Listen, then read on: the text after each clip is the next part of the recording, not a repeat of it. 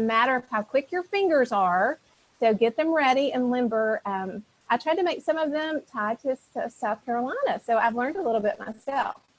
So if we were on Family Feud today and you were looking for the top answers to this question, economics is all about, I want you to put in the chat box what you think would be the number 1 or 2 answer that would pop up. Yes, I think most of you are right. Money would be a popular choice.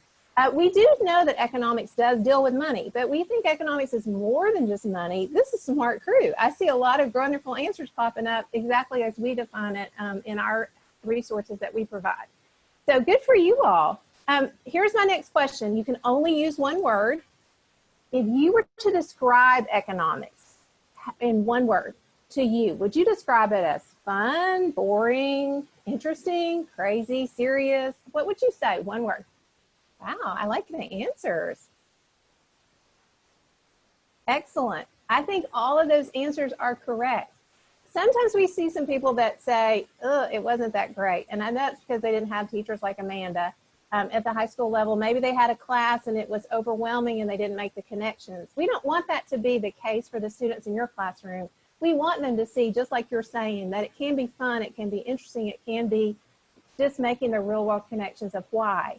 Right? So even as young as elementary, we need to begin to teach this. So there was an article a few years ago by 2 who I consider gurus in the world of economics, and that's Bonnie Mazaros and Mary Suter. They wrote this article about why is it important to teach economics even to elementary students. And I've included this in the live binder because I use it a lot. It helps students understand the why. And since election season's coming, we want our students to become informed decision makers. We want them to know what to look at. We want them, when they hear a report from the Fed, to understand how that impacts their world. So there's a lot of reasons why we need to know. So a favorite friend of mine in Fort Smith, she was a first grader when she said this. She said economics is everywhere. We just know how to look. So our goal today is that we look some places and find some economics in everything that we do. So economics fits in every area of the curriculum, but it doesn't always have to be an extra box in your lesson plans. You should be able to integrate and tie in economics in every subject area. I know some of you have the privilege of teaching that as a semester course, or you maybe your government or history, you tie in the econ, but for the elementary teachers, I know that sometimes you think with all the demands that are already expected with math and literacy, there's no time for econ. We say teach it through math, teach it through literacy. You will have time for that. So that's our goal for today. Everything I'm going to share today is on a live binder. Chandler's going to have the link and she'll send it to you. The reason that I wanted you to have these is we actually produced a set of guides thanks to the help of an amazing gentleman who's really well known in the economics world. His name is Kurt Anderson. If you've never seen his resources, he's written things like Seeds, Trees, and Economies, A Yen to Trade, a high school curriculum called Making Personal Finance Decisions. All of those things are now available on the Federal Reserve website of St. Louis. But he's also created a lot of other lessons that you may use in your classroom. He moved to Arkansas because he married someone who worked in my office, and he was from Duluth, Minnesota. Have any of you been there? I hear it's beautiful, but it's also cold, like very cold. And so she convinced him to move back to Arkansas, and they worked on this great project for us. And we have distributed these guides to teachers all across our state and to education majors. And today, I'm going to give you the set in the live binder of the 12 steps that we think help lay the foundation for students to learn economics. We really think it can begin with kindergartners, but obviously you could use these 12 statements even through your high school courses. So the goal is that people don't always only associate economics with money. If you look very closely at the screen, you don't see the word money come into play till really guide number 7. So I took the privilege of looking at some of your standards in social studies, especially the elementary level, and I tried to see how you might fit some of these guides and these lessons into what you're already teaching. One thing I know, and I bet the others on this call can testify to, is that sometimes in the world of economics, we write very long lesson plans.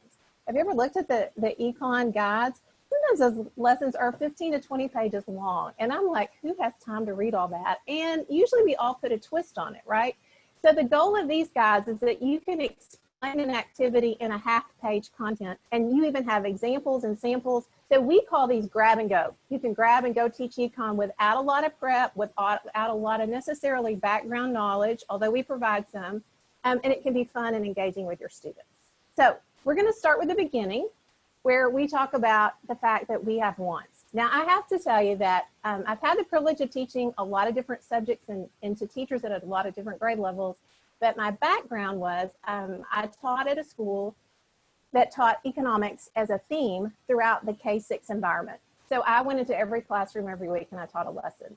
And I used to teach with kindergartners this little song that would be like, wants are things we'd like to have, like to have, like to have, wants are things we'd like to have, Amanda wants a, and if Amanda said she wanted an ice cream cone, then we'd move on. But what I realized as a result of these guides is that like I wasn't necessarily introducing things exactly correctly. Amanda wanted the ice cream cone, which was the good, but she really wanted it because she wanted something cool or refreshing on a hot summer day. So it made me begin to think that wants are our desires to be or not to be something, and goods and services help us satisfy those. So on every one of the guides in the live binder is a piece of artwork. Do you guys have competitions for posters or calendars? Yeah. Okay, so that's where these came from. We don't do that anymore, and I wish we did in our state, but what we did was we challenged students to picture economics. And so on the cover of each one of these guides is an example of a way a student in Arkansas pictured economics. And we intentionally used it because we thought it would be engaging for the students, but also it's a springboard into the topic that's being introduced. So I noticed in your standards, especially in these that I pulled, that there's a lot of discussion about wants and needs and goods and services. So immediately I thought, well, some of you can put this right to work. So our goal on this is that we begin to teach students their desire to be or not to be can be satisfied by consuming goods and services, and it can be something simple. I bet you all have had access to if you give a mouse a cookie. So for my high school teachers on this call, don't think this is only a kindergarten book. I have high school literature teachers at the 9th grade and 10th grade level who use this book to begin to introduce their students to the whole concept of desires to want to be and not to be in goods and services. So one of my friends does this one. So after they read this book, they go, if you give a teenager a car, if you give a fisherman a fishing lure, you know, so you could extend it. But our goal is that we help students to understand how they can begin to identify those wants, those desires to be, and how they can be satisfied with goods or services. So what's the weather like there today? Is it warm? It's very humid here. So if our desire is to be cool, what's a good or service that would help us to feel cooler than we are, or to not be hot? Put some in the box. What would you like? Yeah, AC. Yeah, water. So some of the things that are popping up feel like really good goods. Some of you, if your air conditioner were broken, you might need a repair person, and so that might be a service that might be provided. So I see that you guys are on board with that. So that's pretty simple, right? I think most students understand desires to be, want to be or not to be, right? So we're going to move to the second guide, which is going to be very helpful. But one thing I got to tell you is that on every one of these guides that's inside the live binder is a section called Teacher Thoughts. This is helpful because I think sometimes economics can be a bit confusing. And so this kind of clears up a little muddy waters. Sometimes when I go out and talk to education majors, I say, you should probably study these teacher thoughts before you go take your praxis. Because in Arkansas, some of the teachers have a hard time, the education majors have a hard time with the praxis on social studies. So this helps kind of clear up some of the confusion. Kurt gets all the credit for creating those. Here's another thing. Earlier, I said that you should never necessarily have to have an extra box in your lesson plans to teach economics. So on every one of these guides are ways you can integrate economics into your classroom, even if you have 5 or 10 minutes, by using a writing prompt or a children's lit connection or an online resource. Everything's available. So one of the things that we found kind of challenging, and maybe those in the elementary grade level can say this has happened to you.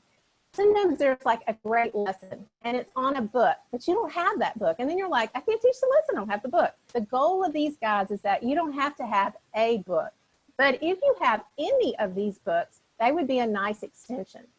So one thing I noticed in South Carolina that's true in Arkansas is that by the time you get to be like 4th, 5th grade, you begin to really study more the historical time period. We do that in Arkansas as well.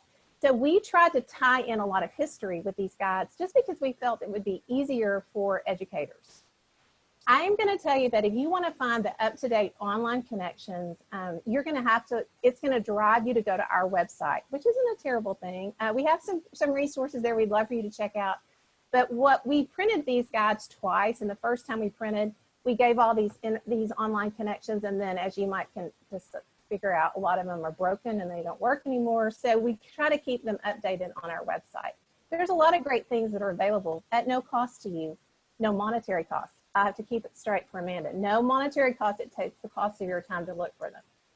So we get the point of wants, goods, and services, but those goods and services have to come from someone. And so the second guide talks about the whole idea that there are producers out there who manage productive resources to create those goods and services. So I looked in your standards again, and it looked like there's some more connections for you that you could tie in with your classroom. And I know some of you teach specifically the history of your state. This is a great way to do that. So one of my favorite books of all time is Agatha's Featherbed. Do you guys know this book? Carmen Agraditi wrote this book, and it's a 2-for-1 book. And this is going to be a door prize in a minute. So I want you to pay attention. If I had a classroom today, I think I would have a creativity center, because that's the reason this book was written. She wanted to encourage students to wonder why.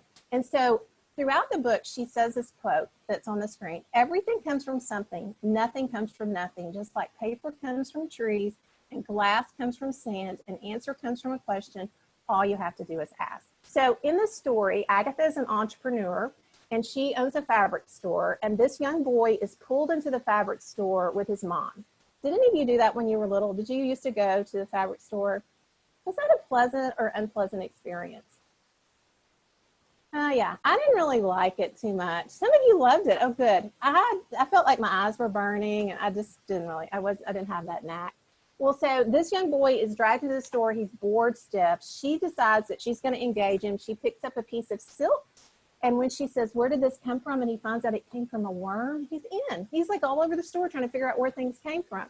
Well, in this book, I call it a 2-for-1 book, because on either side of the illustrations are examples of natural resources and how they're used to produce products in the marketplace today.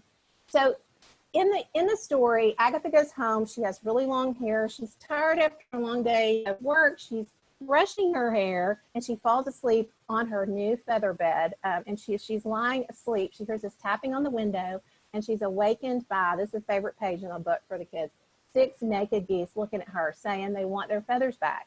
And so she closes up her shop. She gives them a credit card to book up at the downtown hotel. And when they come back, they're stopped in their tracks, because she has spent her 3 days that she's had them in the hotel making them these beautiful coats. And they're like caught off guard, and they're like, where did these come from? Well, they come to find out it came from her hair. And she tells them that just like their feathers, her hair will grow back, and everything comes from something. Well, I love it. There's a lot of fun language in this book. Could a high school teacher use it? I think so. Don't you think that high school students like children's books sometimes as an intro? Yes. We give grants sometimes to teachers, and I'm surprised how many high school teachers want children's lit books. Elementary can use them as well. So this is a fun book to introduce a lot of things, but one is from places. So in Arkansas, we work with our Farm Bureau a lot, because they want our students to know milk does not come from Walmart, that it has an origin. And so that's true for South Carolina. I read about you. You have a lot of great resources and products out there. So we're going to give a door prize of this book. You got to be ready. Are you got your fingers ready? So this is not hard. Get in the chat box. Ready? Chandler, you got to be watching. Okay. Oh, I like that. Oxheart Man is good for that one. Okay, here's a question for a chance for Agatha's Featherbed. My husband has started watching this online auction thing, and it's amazing. Sometimes people will pay for products, and maybe they know the value more than I do, and that's why I don't appreciate sometimes the price.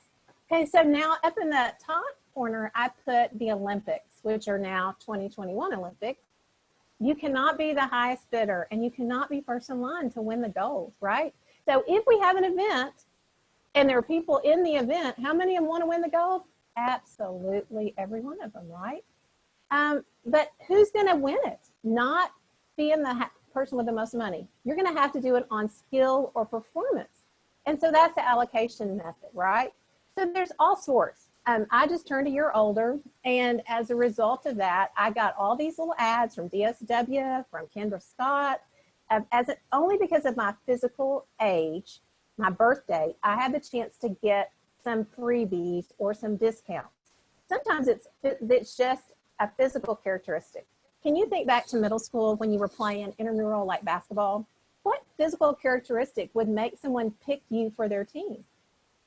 Yeah, your height alone. And that would have been a big mistake. I'm tall. It would have been a terrible mistake to choose me to be on a basketball team.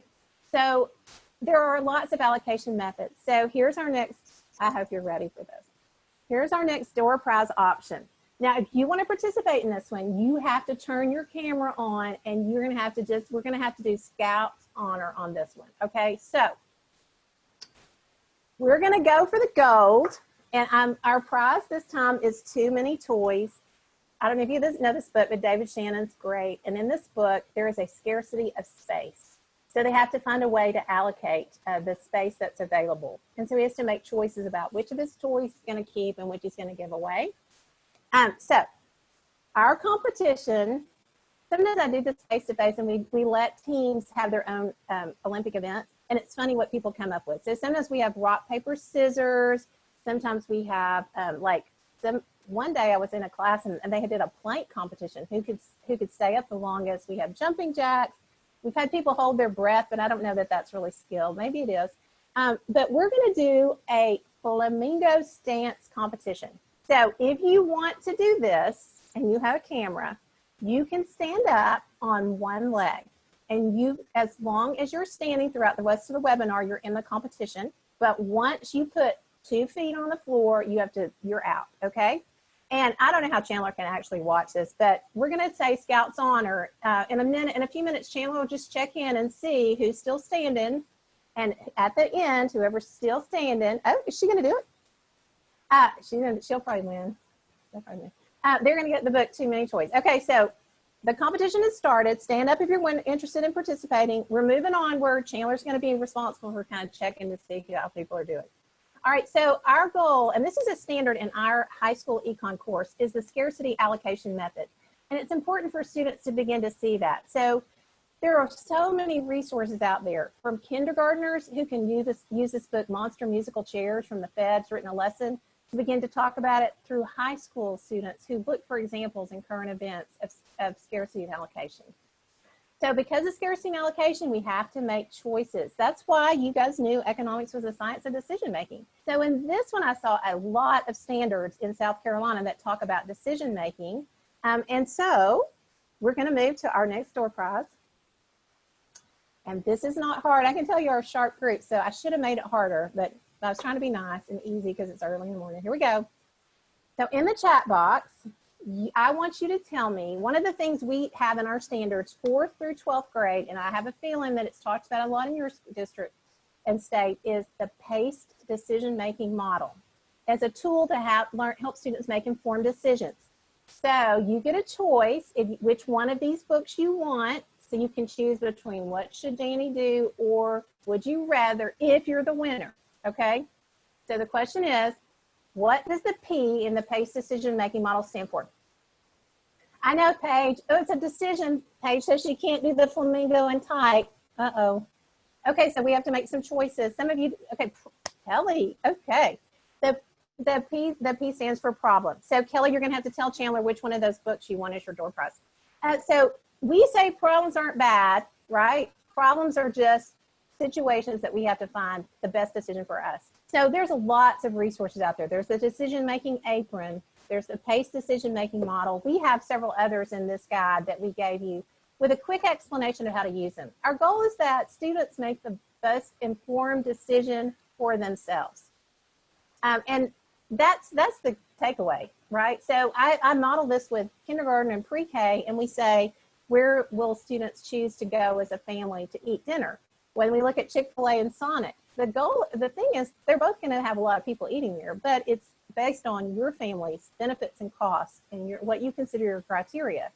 to make your decision. But if you have not checked out online resources, I would encourage you to go to Econ EdLink. They have resources at all grade levels to teach decision making. Or the St. Louis Federal Reserve Bank has a ton of online resources available. So if you are doing online virtual classes this fall, I would say check them out, because the Fed allows you to set up a free account, and they have a decision-making unit from elementary through high school that helps students understand decision making. And the good thing about their resources is they pre-test your students and they post-test them, and you get the grade and how much time they spent, and it makes your world easier. And that's always a good thing. Okay, so I know there's still, okay, Comfort says her knee's hurting. Are there still people standing? Chandler may be looking to see who's really doing that. So the next guide goes on to specialization. And this is the fact, and I saw standards in South Carolina for this, the fact that there are a lot of people who have specialized jobs in your community, which helps make your community and your state more productive, and it certainly leads to interdependence. So this guide actually goes into a lot of helping students understand what a specialist is and how specialization makes you more productive. So the far right activity actually is one of those assembly line productions. Those are always fun, and it helps your students be challenged to calculate their productivity by adding more labor into the assembly line. You could use it with anything, but we gave you a simple thing that just requires paper to do it. Okay, so I kind of combined these two because we're getting ready to talk about money. So barter and trade and money, I saw fall into standards, and I see some of you teach personal finance. How many of you have bartered to get things, even in the past few months, that required no exchange of currency? Yeah. What have you been trading and bartering? Anything y'all want to share? Plants? Nobody put toilet paper. I guess you guys have paper towels and toilet paper in South Carolina. You didn't have to do any bartering. Okay, so there's a lot of examples of barter and exchange. And we know that money just facilitates. Money is just the medium of exchange to help you get what you want, right? It just makes the trade easier. So these two guides look at what's been used as currency in the past, what the characteristics of money are, and what the issue sometimes is with barter and exchange. And the issue is you just have to have that coincidence of wants, right? If you don't have what someone else wants, it just makes your world a little bit slower getting what you want. And most people like money, right? So this also looks at what's used as currency today. And chances are what's used as currency today, if you had your students poll their parents and grandparents, might not be the same currency, might not be the same. I mean, debit cards, Venmo, I mean, those are things that some people don't know about, right? So there's been changes. Who's still standing? Taylor, are there a lot still standing? I think just Anne. Anne, are you the only one left? Is anyone else still standing? Anne, she doesn't want to let go because if she moves, she might lose her balance. Anne might be the gold medalist of the flamingo stance. We'll see. So here's a door prize, because in Guide 7, it looks at expressions and idioms related to money. Now, who does not love Amelia Bedelia, right?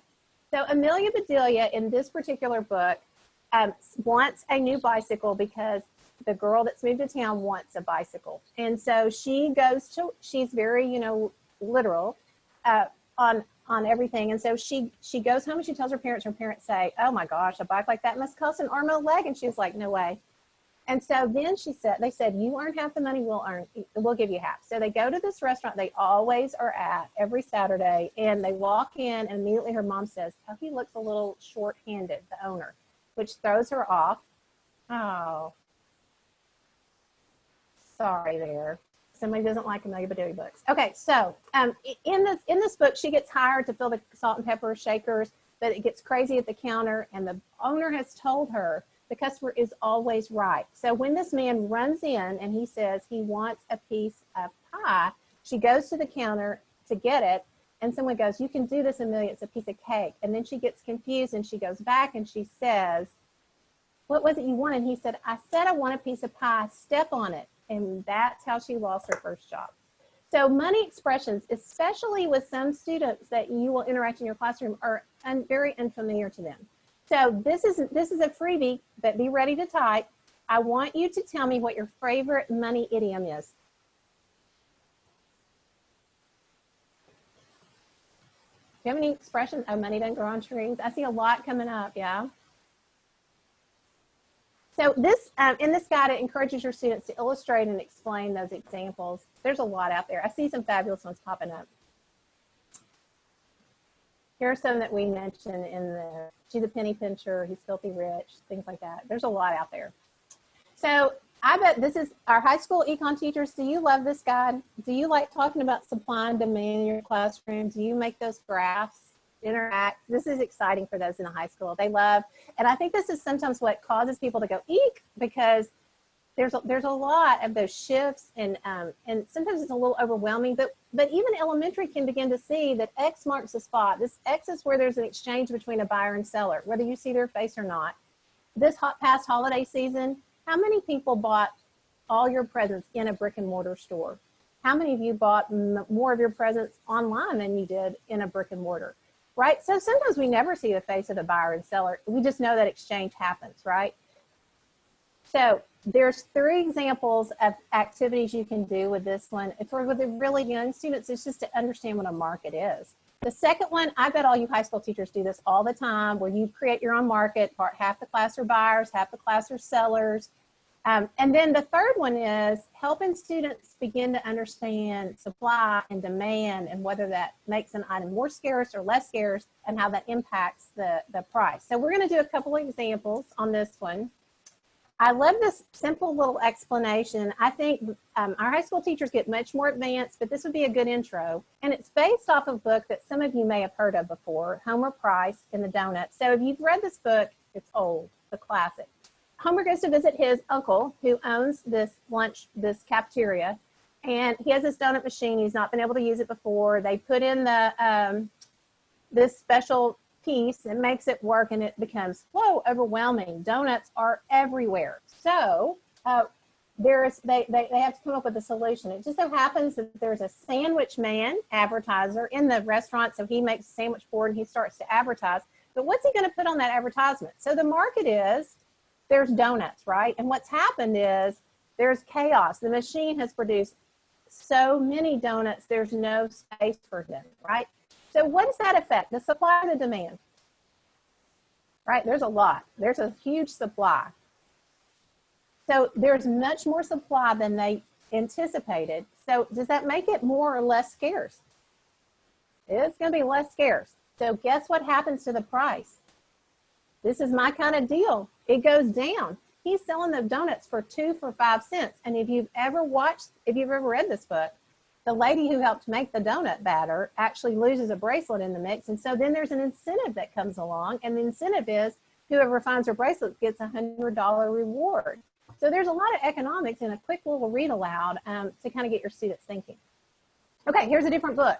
I don't know how many of you know this one. Leslie Connor wrote the book Crunch. Has anybody read this? It's a chapter book. I would say it might have a word or two that you kind of have to kind of watch when you're reading it. But in this book, this is a large family. The mom and dad he drives an 18-wheeler. She's with him, and it's a whole different situation. Their situation has to do with gasoline. So kind of opposite what's happened to us right now.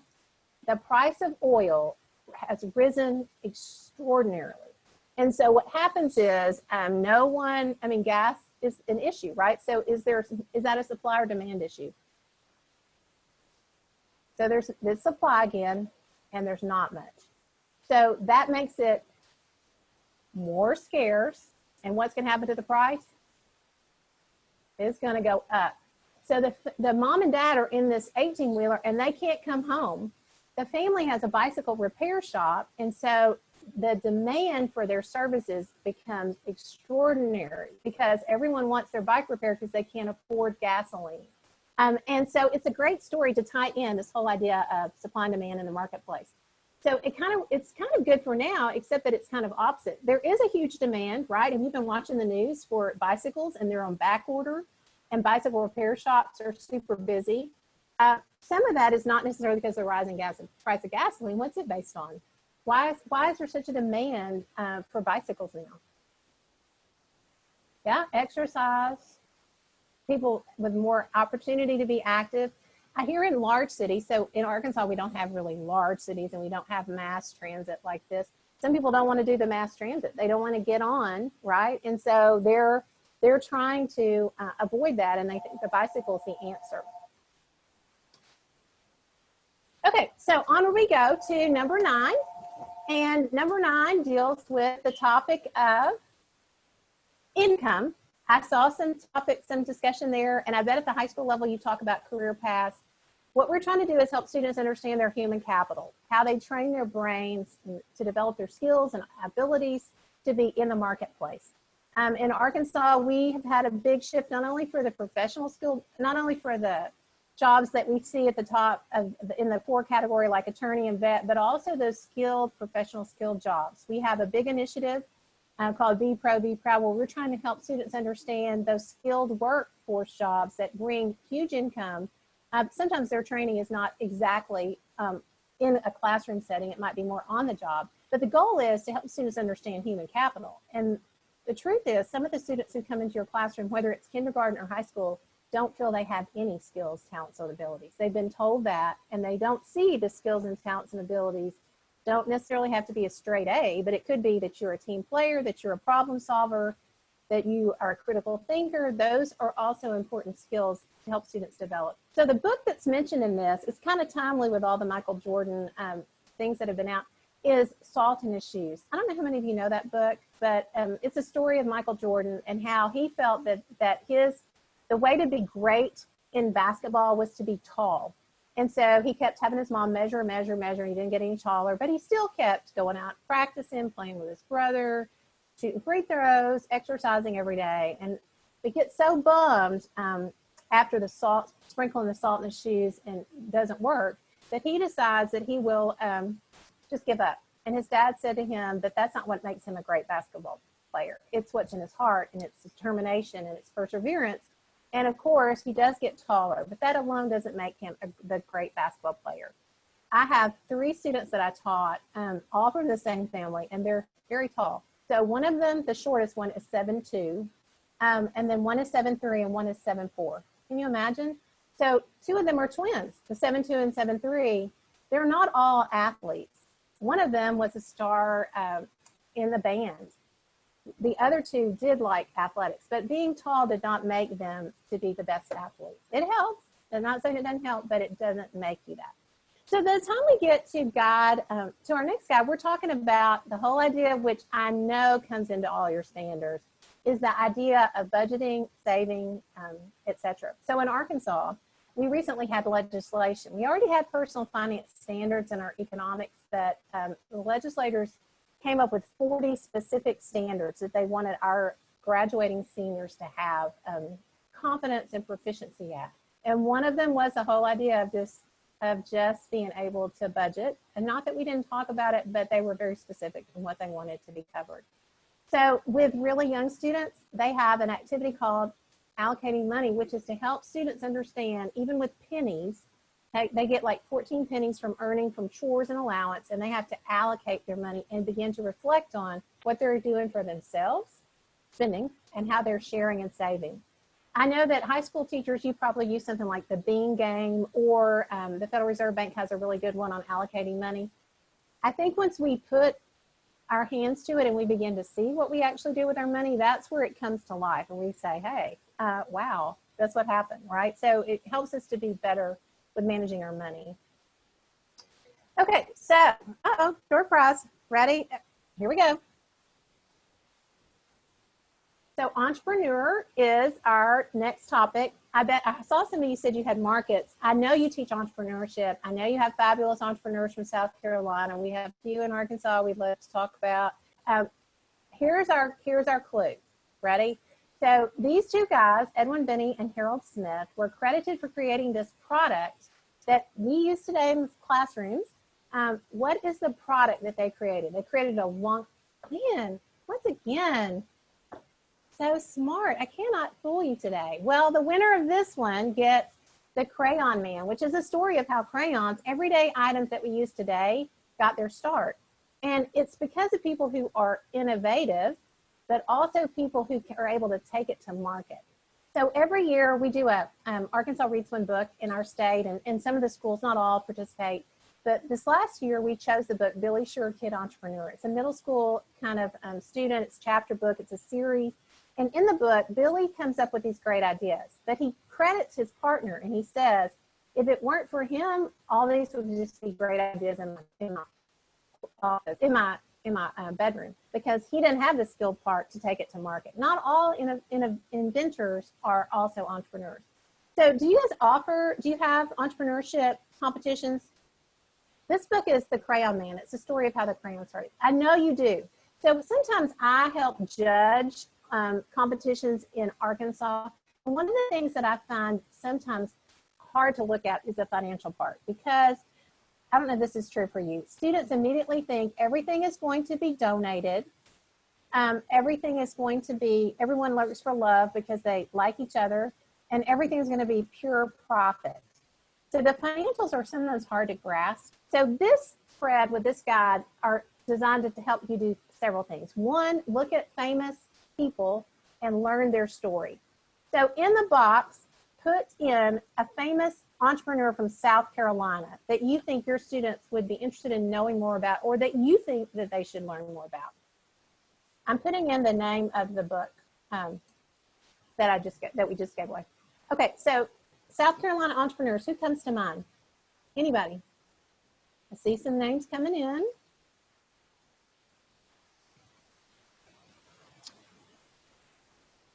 There may be more coming. For those of you, as you're putting in, I want to just plug in, just as a freebie, on our website, Economics Arkansas, we've had the privilege of working with an investment firm in Little Rock called Stevens, and they have spotlighted the story of 11 people who were very ordinary, humble beginnings, who created great businesses because they were inspired by a problem or a situation.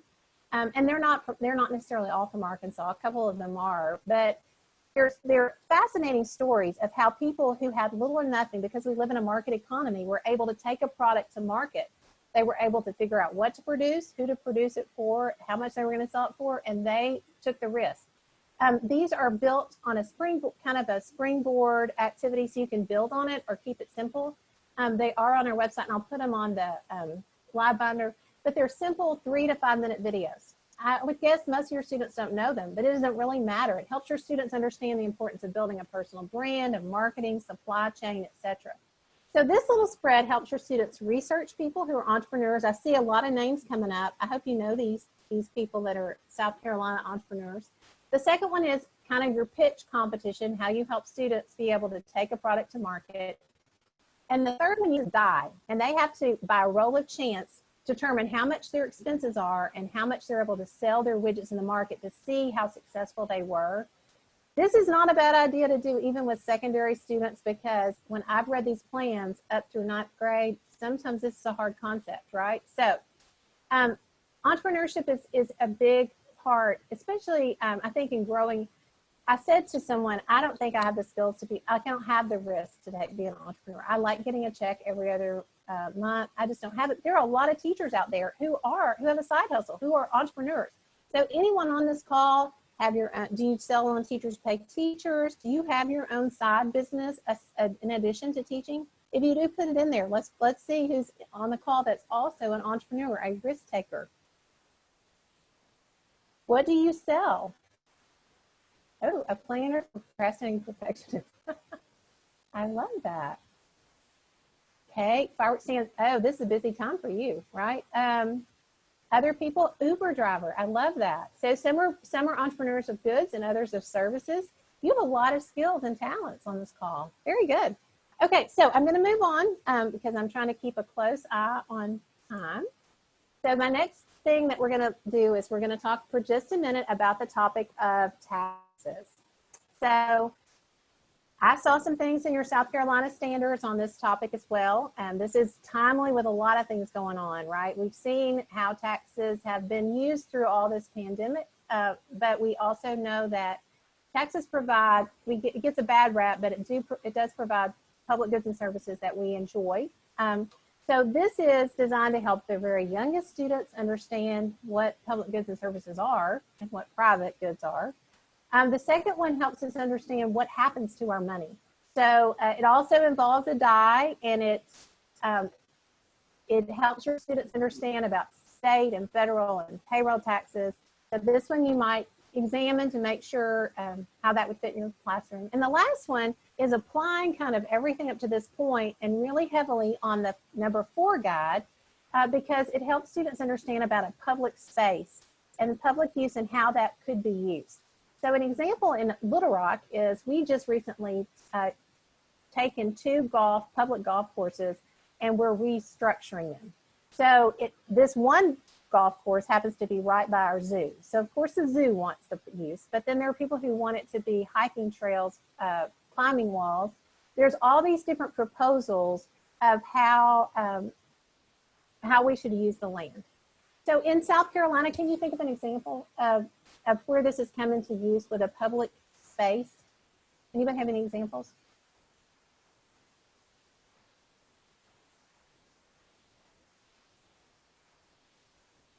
Maybe there's not any that come to mind initially, but if not, you could just use this fictitious one. But I like sometimes using current events, sometimes easier in the classroom setting. So Chelsea, so can you unmute yourself and tell us about what you do with your students? Do you mind? No, I don't mind. I have classroom money, so it's fake money, and I start every year, like they have to pay taxes and they have to pay rent for their desks, and I just make it do. They just have to pay $1 a week, and they earn a salary with their classroom jobs, and it's like $5. Then they earn money for doing their homework. Every week they get paid, and so they're used to like every week they have to go to the rent collector and tax collector and give them $1 for rent and $1 for taxes. And then like a few weeks before I get to the American Revolution, I'm like, all right, well, you guys are taking all of my supplies and I'm losing a lot of things, so I need to raise taxes because I need more money for communal stuff, which I don't know if I'll be able to do with COVID. But they like get angry about it, and then I start making them pay for like stamps on their paper because the stamp act and everything. So they just get so frustrated because I'm making them spend basically any money they get from their salary.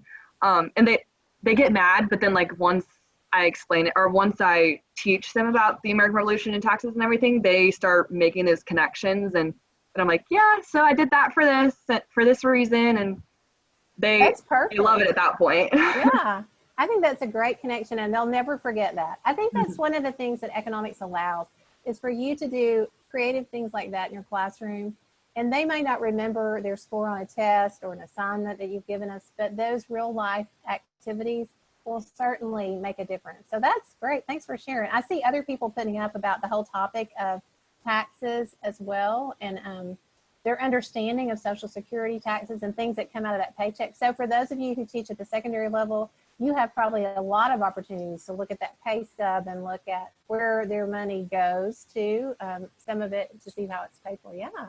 Okay, so you have been fabulous to share. So here's how I want to kind of finish up, because I'm going to turn it back over to our friend in just a second. But Chandler will share with you the Live Finder, which has all of these activities that I've just shared. It also has an article about why you should teach economics at the elementary level.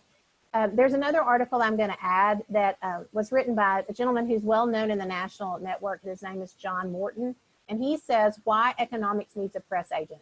I think sometimes people hear economics and they do think eek, like economics, yuck. But what they don't realize is that really this is the way that we're helping our students to understand the basic foundation of how they can be productive citizens, producers, decision makers. So this section also allows you a little introduction to talk a little bit about the elections that are coming up, right? Maybe they could talk about, there's a fun little Dr. Seuss book, One Vote, Two Vote, I Vote, You Vote. And it says we make decisions every day.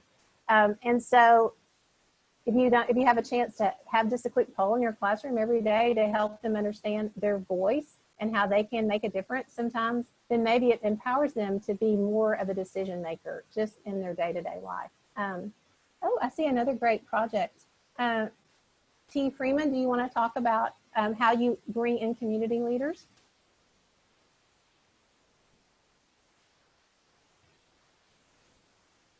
Sorry, it took me a second to figure out how to mute.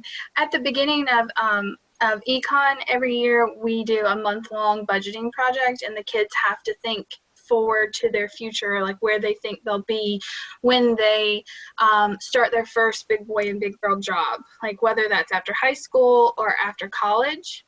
And then we have them, budget their life based on student debt. How much is it going to cost to go to that college? We give everybody $10,000 worth of credit card debt that they have to deal with. And everybody has to buy a house, a car. If they think they'll be married or have kids, they have to factor that in. And we spend like a whole month on that. And then part of it is we make them do their taxes based on their income. That's fabulous. Yeah, that's great. I see someone else said that they use Next Gen personal finance. That's fabulous as well. So now I'm going to ask Amanda and Chandler and Jim, do you have a competition that you award teachers for doing great things? Do you have an awards program?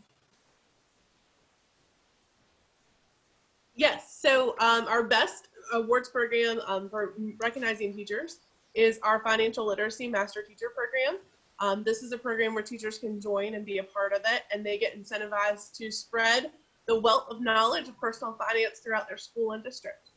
Because I feel like a lot of these people on this call should be like exploring that. I don't know if everyone on this call is part of that, but you're a sharp group and you do fabulous things with your classroom. So absolutely. I see a couple of them. We've got a couple of master teachers who just completed their bronze level. So shout out to them. They're on here. But there are a lot of names that I should be seeing applications for. So hopefully they will jump on in that process. We'll open applications back up in January. So be on the lookout for that.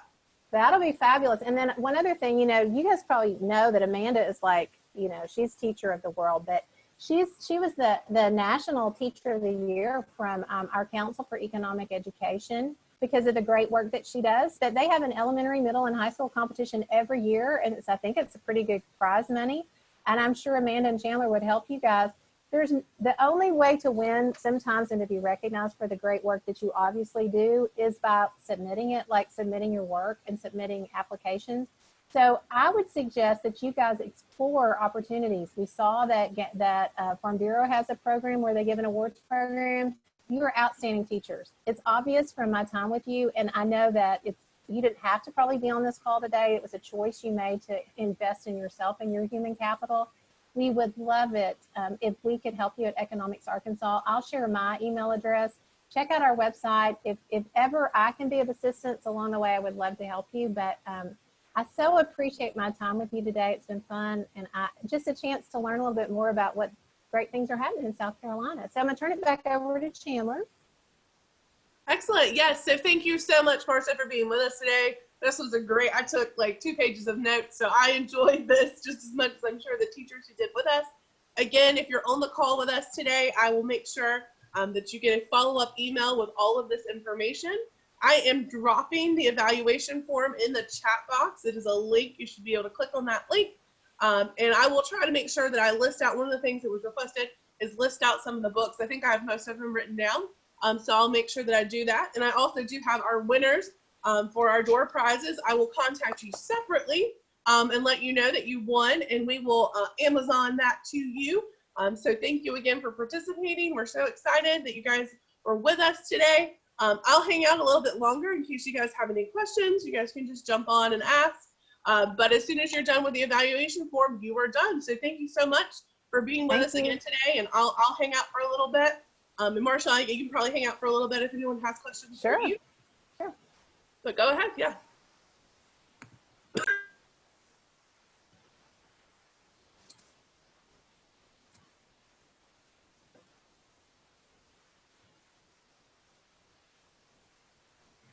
Marsha, thank you so much. Thank you for letting me amazing, come. and obviously this really just showed how amazing you are at connecting with teachers. I saw some of the comments in the chat box. You're clearly a teacher, and that's what is so helpful to other teachers as we kind of prepare for the unknown and prepare to teach our econ and personal finance standards and strands that we want to make sure that they have before graduating or moving on to the next level. So we all, I think, learned so much from you today, and thank you again for. You have a great group. They were sharp and they were interactive, and I appreciate that. It's always helpful when they like pop back, and I appreciated them sharing.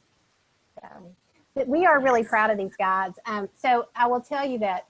So we really actually we sell them, but I wanted them to have them. So someone in my office scanned them all, and some of them might be not as crisp as they need to be. So if anybody says I need a clear copy, I'm happy to see what I can do to make those better. Okay. Yeah. So Jim, how are you? Very good. Even though I'm listed as Chandler Jordan, Yeah. I'm Jim Morris. That's not a bad thing to be associated as Chandler. Yeah, oh, not at all. I tell you, I've absolutely loved, watching you and the rest of the folks in this space, certainly for the last 8 years. You've had such an impact. You don't always see the impact, but I run across people all the time who come up to me, and I'm not the one teaching, but who thank Chandler and Amanda and certainly you too for doing the things you do. You know, our master teacher program, where we can give $500, $1,000, and then $1,500 over the 3 years, is a significant program, which is trying to incentivize teachers to kind of grow into the shoes that you all are in, so you can be the leaders of